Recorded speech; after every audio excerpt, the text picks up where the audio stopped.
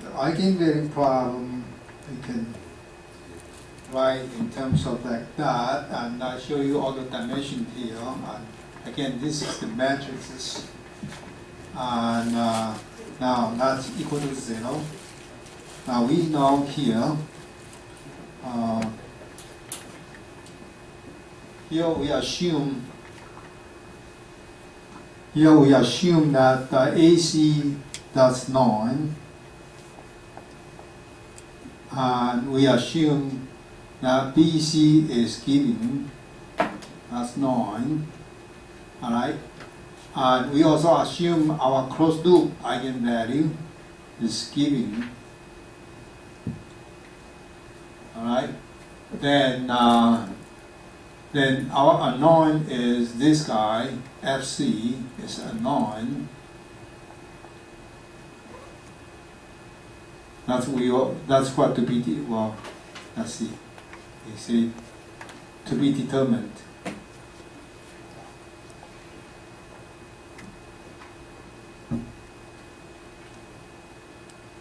So FC is to be determined. And that this guy is unknown.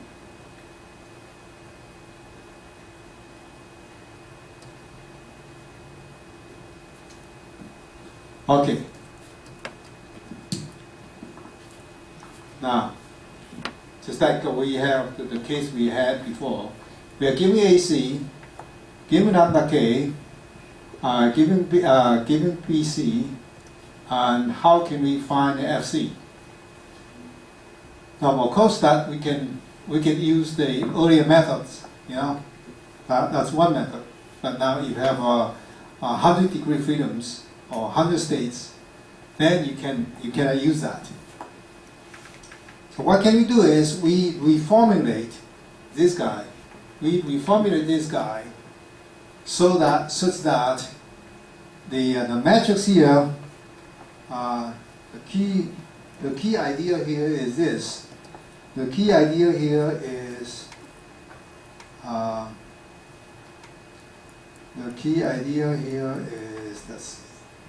idea here is this piece. That's all known. All right. That is the left-hand side is known, and in the right-hand side here is unknown. So this is unknown. All right. That's unknown. Okay. So we have a matrix known on the left-hand side. We have the vectors unknown on the right-hand side, and that equal to 0. All right. Let me erase this guy because I need to explain that formulations. That's I call the key equations. If you look carefully here. Now, if I rewrite this AC minus lambda K I, and then I have BC here, and then I have this one K, phi K, and FC phi K, and this equal to 0, the n by 1. A vector. So this is all known, and this is unknown.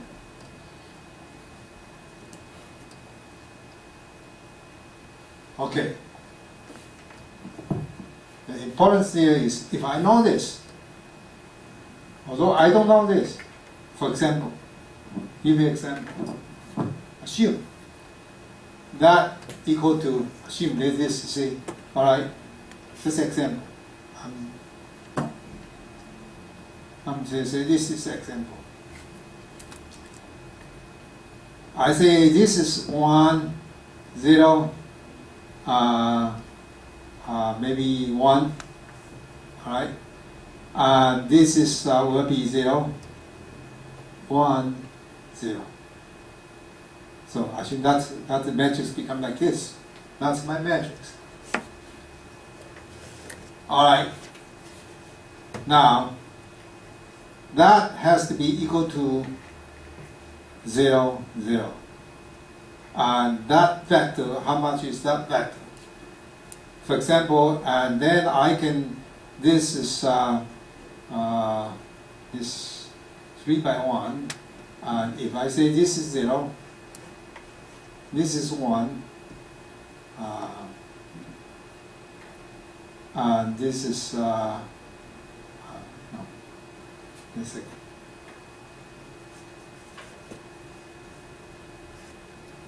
One, 0, how can I make this to be 0, 0, 0? And if I make this to be 1, this is minus 1, and this is 0, right? Then that multiplied by that is 0, that multiplied by that is 0. Agree? Right? That means if I know this, I can always find a vector like this such that that is equal to 0. Agree?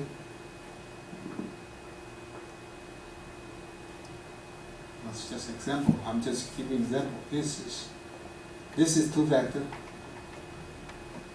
One vector is this, one vector is that.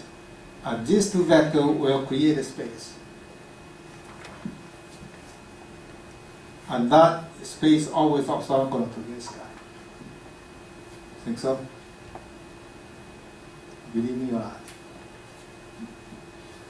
not? I have these two vectors. Then this vector, these two vectors, I can multiply by any matrix, for example, here. Any matrix here. And that matrix is fully populated. And this is, for example, this A, B, C, D. And this matrix multiply this will create all kind of space based on these two columns, based on this row, right? So doesn't matter what. All the matrix like this created by this vector is always orthogonal to this. Means there's always be 0, 0.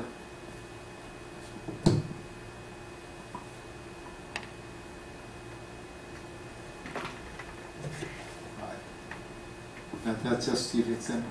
It means this unknown will be always in this the null space of this matrix. And this is always like this. This N and this R. And this is N.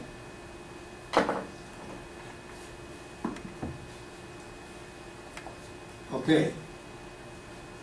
Let's go to the next. Yeah, I give you that the matrix size already down there. And let's see what's next we have. All right. So the key idea here is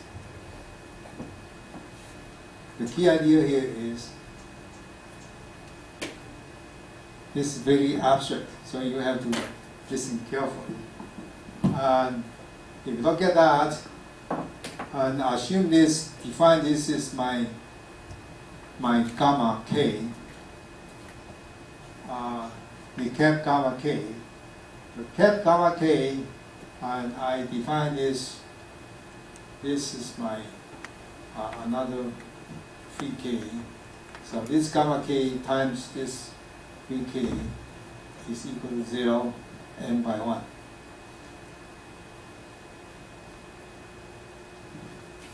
Now, because this, the size of this is equal to n times n plus r. That means we have more columns than rows.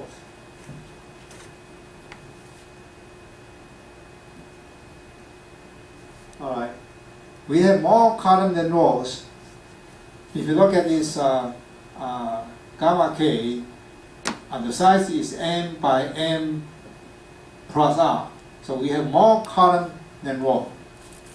This matrix, we got this matrix has more column than rows.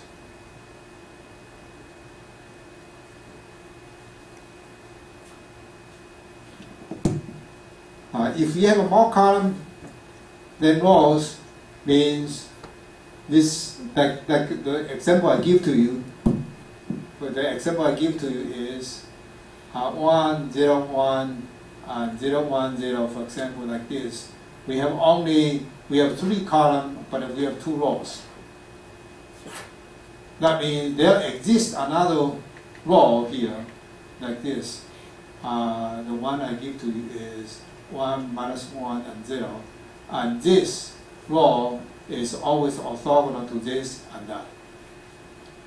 Orthogonal to this and that means that this 1, 0, 1 and 0, 1, 0 times this 1, 0 minus 1 is equal to 0, 0.